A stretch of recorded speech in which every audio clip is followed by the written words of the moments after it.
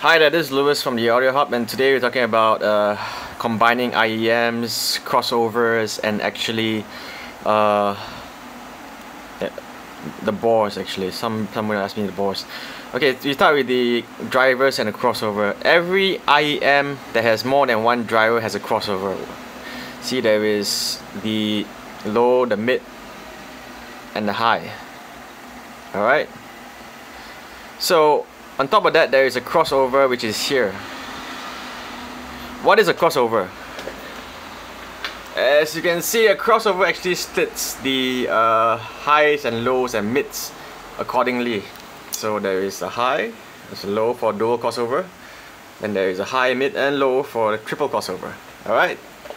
What this does actually is splits the sound according to the drivers, the drivers inside it. Oops. The drivers here you can see from the back view. See the drivers one this is 6 driver customs. Alright, so when you combine IEMs together, you have to know what crossover it is, what kind of drivers is used, and yeah, how the sound is going to be like. We do not know, because let's say you have 2 TF10s combining. That's the one high, you can see the highs here, and 2 lows, maybe 2 lows like that. So we get 3 drivers. So if let's say you combine 2 TF10s together, you get 2 highs and 4 lows. But you can split up the lows with the mid and the low. So, but the mid frequency and the low frequency has to be tuned accordingly. So when you actually reshell, they're gonna use one crossover and split the drivers accordingly to what is presented. Added benefits or disadvantage, there is nobody can tell until you do it, because such hybrids are actually not known to public, because people don't usually do that, but you can ask around. But based upon the driver, let's say you get 2 highs and 2 lows, you get more bass, more highs, and you get less mids. Alright, so that's about it. Okay, so we've done the drivers, the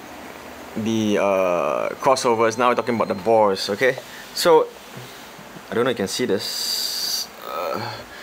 This is a 2-bore IEM. Why is it 2-bore and 1-bore and not 1-bore, 2-bore?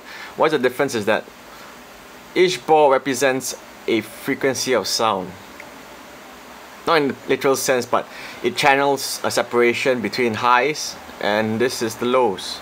So let's say if some people say they want a dual bore for high and low, but for dual driver IEM, it can be done, it cannot be done. It depends on the sound that you want.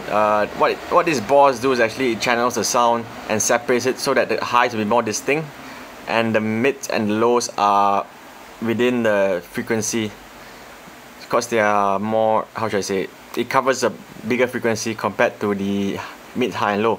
And if let's say you have 1 bore versus 2 bores, the sound may be more separated or maybe more mixed up. So it really depends on the design or original design of thing. How and why is based upon the designer's discretion on how they want to design the sound. There is no hard and fast rule, but I mean, it is as it is. You just can't change it, you know what I mean? Yeah, that's basically it. So things to take note: when you reshell 2 universal IEMs together, you gotta check what drivers configuration that you have.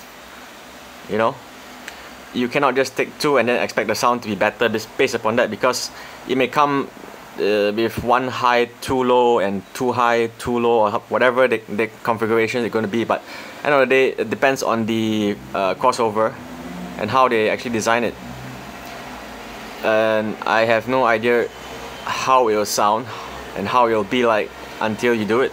So there's no guarantees that it will sound good, but also you have to take note that more doesn't mean better, right? So yeah, that's about it. This is Lewis from Audiohub and G Customs.